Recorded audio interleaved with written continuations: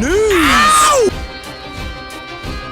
Okay, we'll start with this, just a refresher. This Tuesday, Japan's own former champion, Yoshida, will be taking on America's own Sharita Metcalf in what is the women's bantamweight division for a lesser version of the IBF title. A version of the title that will bring the winner that much closer to an Ebony Bridges fight. Ebony Bridges, the bantamweight division's IBF champion, who will be in action later on this year opposite the ring, her countrywoman, Adrien. And we'll talk more about that in another video. This fight between Mio and Sharita is of some significance. Set to go down in New York City at the Edison Ballroom. Broadway Boxing as part of a Lou DiBella entertainment promotion. This is a fight of some significance, especially if you're Sharita Metcalf and you've been calling for an Ebony Bridges fight for a long while now. Sharita Metcalf is some years older than Mio Yoshida, but she is faster to the eye, faster hands, faster on her feet, fighting on the balls of them, using the ring, moving lateral, whereas Mio, comparatively, Mio is younger, albeit slower. Noticeably slower and more flat-footed. I feel like it may be hard, it may be difficult for Mio Yoshida to close the distance on Sharita and land meaningful punches. I happened to catch Mio Yoshida's last fight with America's own India Smith, and needless to say, I was unconvinced of the decision, unconvinced of Mio Yoshida's victory, but the same can be said when it comes to Sharita Metcalf. I also happened to catch Sharita's fight with Melissa Odessa Parker. Sharita, she spent the majority of that fight on her bike, moving lateral, not engaging Melissa. For me and my money, Melissa should have won that fight off ring generalship and aggression. In a sentence, both Sharita and Mio are coming off of close calls. They both are. What may separate them tomorrow night are Sharita Metcalf's physical dimensions and her methodology, her mobility, her agility, that she might be 39 years old, but she takes care of herself, and she is comparatively a more athletic fighter than Mio Yoshida, lighter on her feet, and that might be enough to win her the fight. Sharita Metcalf has the look of a pure boxer, outside jabber, mover, a very pesky-based style, and if you ain't got the hand speed, the foot speed, and the explosiveness to catch up to this kind of fighter, you may be in for a long night. Mio, she may be in for one tomorrow. Also featuring on that card is former WBO champion Jamel Herring, unbeaten up-and-comer Makia Craps. It's an interesting card. It's a good-looking card on a Tuesday. Don't threaten me with a good time. Set to go down on the DAZN platform. And as stated, the real relevance of Metcalf versus Yoshida is that the winner of that fight comes that much closer to facing the winner of Ebony Bridges versus Adrien for the full IBF title. This is something you want to keep an eye on going into the following year. Ebony hasn't fought all of this year. Her next fight, it's not a mandatory title defense, it's a voluntary. The last mandatory that Ebony Bridges satisfied was late last year, in the form of her countrywoman and rival, Shotgun Shannon O'Connell. It's been over a year since then. That's saying going into the next year, the next mandatory may be due, and that mandatory may be the winner of tomorrow night's fight. If you've been following Sharita Metcalf's social media, she's been calling for a fight with Ebony for a long while. And all that stands between her and Ebony now is Japan's own former champion, Mio Yoshida. I think she's gonna do it. I think she's gonna win on points. And when she does, she will effectively become Ebony Bridges' problem, rather the winner of Bridges versus Matthews' problem. We'll see what shakes out tomorrow night.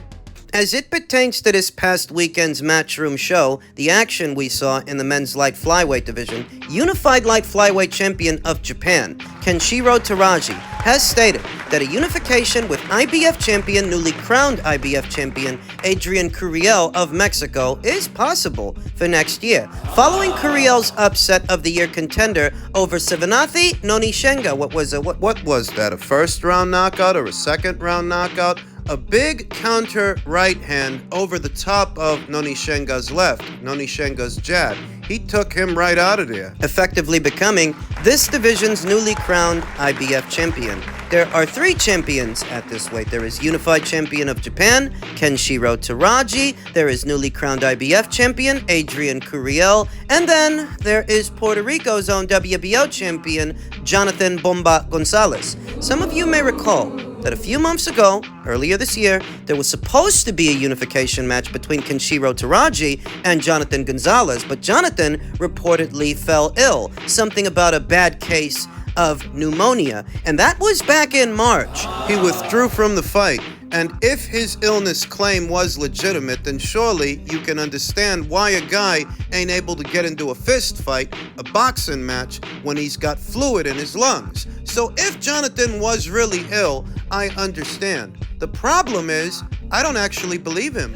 I don't actually believe he was really ill. I think he was looking for a way out, and he found it. You withdraw from the Canshiro Teraji fight in March, and you've got all of April, all of May, all of June, all of July, all of August and September, now October, to have revisited those talks for that unification match. And you didn't. You never went back. At this time, there is no new news about that fight between Canshiro and Jonathan being rescheduled. Jonathan, he hasn't fought all of this year. Up until this year, and up until what was supposed to be the unification with Canshiro, Jonathan was keeping a regular schedule of activity through 2021 and 2022. It's only this year that everything came to a screeching halt. And he's been around. You know, I've seen him doing road work with the illustrious Amandia Serrano in their native Puerto Rico. She's so gorgeous. Jonathan Gonzalez alongside her. If he's feeling well enough after all these months that he's now back on the track, back doing road work and back in training, then surely he should feel well enough to revisit talks for Canshiro Teraji. But as it stands, I know of no new news about that unification match being rescheduled. Hence Canshiro's Teraji's expressed desire to face Adrien Curiel next year, that he's not having any luck with the WBO champion. So what about the newly crowned IBF champion? I saw Sean Gibbons in Adrien Curiel's corner after the fight. And he better not dick this up for Adrien Curiel, because the best money for a light flyweight is in Asia, is in Japan. It's not like you can funnel him over there to the PBC side of things like you did with John Riel Casimiro when he was supposed to be fighting Inoue. You can't do that now because the PBC, they ain't got a broadcast partner right now. So if you are operating in your fighter's best interests, the best money for a light flyweight champion here today, it's in Japan. It's in the ring with Canshiro Teraji. The Japanese boxing scene is a lot more hospitable towards a light flyweight or a flyweight champion than the American one. Only in recent years did Americans start watching super flyweights and really paying attention. So let's not beat around the bush. The biggest bang for your buck fight for Adrien Curiel, now that he's IBF champion, provided he doesn't have to run it back with Noni Shenga, the best money for him is in Japan. The best money for him as a champion at light flyweight is against Canshiro next year. So let's bring some consolidation, some more of it, to the men's light flyweight division and see if one of these guys can't make a splash. A big one, big enough that people start to notice. It's not a division where the champions can afford to stay away from each other, fly solo. You're not even gonna register on the radar doing that. You wanna make a splash? You're a light flyweight? You wanna make money? Take out the competition. That's how you do it. In men's flyweight news, you may have heard this past weekend, ahead of the December 16th showdown between the unbeaten champions, Ben Rodriguez and Sonny Edwards, the people at Ring Magazine have elected to not put their Ring Magazine title, the coveted Ring Magazine title, the hardest title to come by, they've elected to not put that on the line, likely on the premise that this match, as good a fight as it might be, it's not number one versus number two, at least not according to them. That while Sonny Edwards is ranked at number one via Ring Magazine, Bam Rodriguez is not ranked at number two. Ranked at number two is Julio Cesar Martinez, this division's WBC champion. And I can't even remember when the last time Julio fought. He last saw action in May of this year, opposite the ring Ronald Batista, who he stopped in 11 rounds. But here's the thing. It was supposed to be Julio Cesar Martinez versus Sonny Edwards. Before it became about Edwards versus Rodriguez, it was already about Edwards versus Martinez and exacting vengeance upon Julio for what Julio did to his brother 2 or 3 years ago. And, you know, those talks didn't materialize. That fight didn't. This one did. And on that predication, I feel that the editorial panel at Ring Magazine should have took exception that maybe this isn't number one versus number 2, but these guys are unifying. Julio Cesar Martinez isn't. And why be sticklers for the rules with them when you weren't sticklers for the rules years ago with Callum Smith and George Groves? When Callum Smith and George Groves fought in the World Boxing Super Series' final, that wasn't number 1 versus number 2. I vaguely recall George being ranked at number 1, but Callum was somewhere down there at number 4 or number 5, just somewhere down there. He wasn't the number 2 ranked super middleweight in the world. In spite of that, the people at Ring Magazine allowed their version of the title to be on the line, so why can't they exercise that same judgment when it comes to this fight? This is a battle of the unbeatens, 2 unbeaten champions in their prime, the WBO champion and the IBF champion. We're gonna let Julio Cesar Martinez, we're gonna let him hold that up, when he already had the chance to fight Sonny. He had the same chance that Bam had, and the difference is Bam stepped up and Julio didn't. And why is he ranked at number 2 anyway? What the hell has he done that he's the number 2 flyweight in the world? I would have sooner given it to the Ukraine's Artem Dalakian before I'd have given it to Julio Cesar Martinez. Artem Dalakian has been WBA champion longer than Julio Cesar Martinez has been WBC champion. Artem became champion in 2018, Julio in 2019. So why is Julio number 2? What the hell did he do that Artem Dalakian didn't? In any event, I feel like the editorial panel at Ring should have taken exception to their customary rule on the premise that this division has stood divided for a very long time now. And these are the first 2 guys in a long time that are stepping up and unifying with each other. They should be rewarded for that. In this instance, I think the people at Ring should have taken exception to their rule, because here you have a division with 4 separate guys holding 4 separate titles. 2 of them have been champions a long while, and they've done nothing to unify this division or create excitement within it. Artem's been a champion since 2018. Julio's been a champion since 2019. And you're telling me in all those subsequent years that followed, you never got around to unifying titles, so that when these 2 guys try to do it, it can't be for the Ring Magazine title? You tell me, who's the number 1 flyweight in the world if not for the winner of this fight, whether it's Sonny Edwards or Bam Rodriguez? So on the premise that the winner of this fight is number 1 in the world, number 1 in a division, why shouldn't the Ring Magazine title be on the line? It's champion versus champion. This news threw me for a loop, caught me by surprise, because I thought it was implied that whoever wins this fight is Ring Magazine champion. I guess not.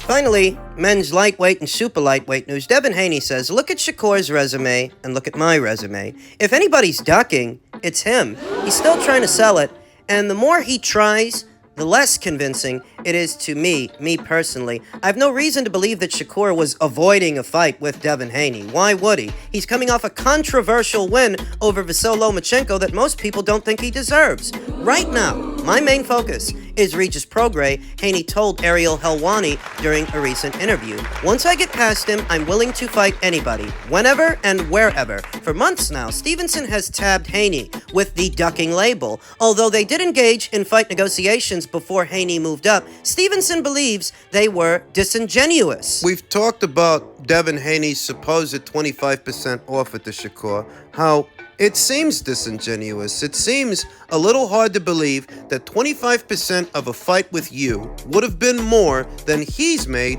his last 3 fights. This guy makes something like $2-3 million a fight. So that would have to mean that your 25% offer accounts for something like $8 or $9 million. And if that's 25%, $8 or $9 million, what were you gonna get? 24? 25 million? Who the hell was gonna put up that kind of money for those guys? Nothing against either of them, but that fight between them is not a $32 million fight. Not in this landscape, not at this time. And that's one of the main reasons I don't believe Devon Haney. They've been doing a lot of talking, Devon and Bill Haney, Devon's father. And the more they talk, the louder they talk, the more obvious it becomes to me they're trying to convince you.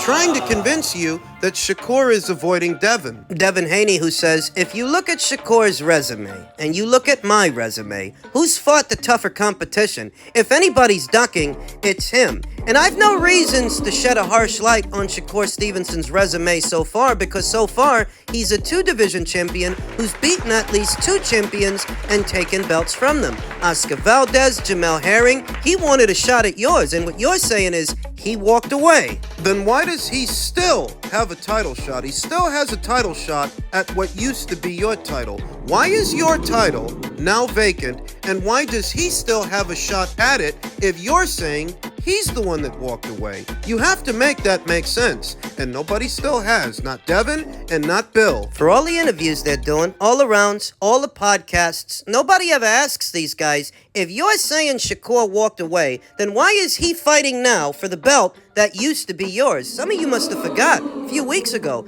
Devon wanted to hang on to the WBC title. He wanted to keep it while he was up there at 140 fighting Regis. And what the WBC elected to do was vacate it and label him a champion in recess. So why would they do that if Shakur's the one that walked away? If Shakur's the one that walked away, Devon would still have his belt. He wouldn't be under pressure to satisfy a mandatory for them at 135 pounds. His title wouldn't be vacant right now. What used to be his title? Nobody ever stops to ask, why is the WBC title now vacant if Shakur's the one that rejected the title shot? And I feel like a broken record saying all this stuff because I've said it all before. I have. So I've said it all before, and I don't see anybody else asking these questions, but rest assured, they are relevant questions. The more podcasts you see Devon Haney appear on, the more he talks about this, the more it seems to me like he's trying to brainwash the boxing fans and turn them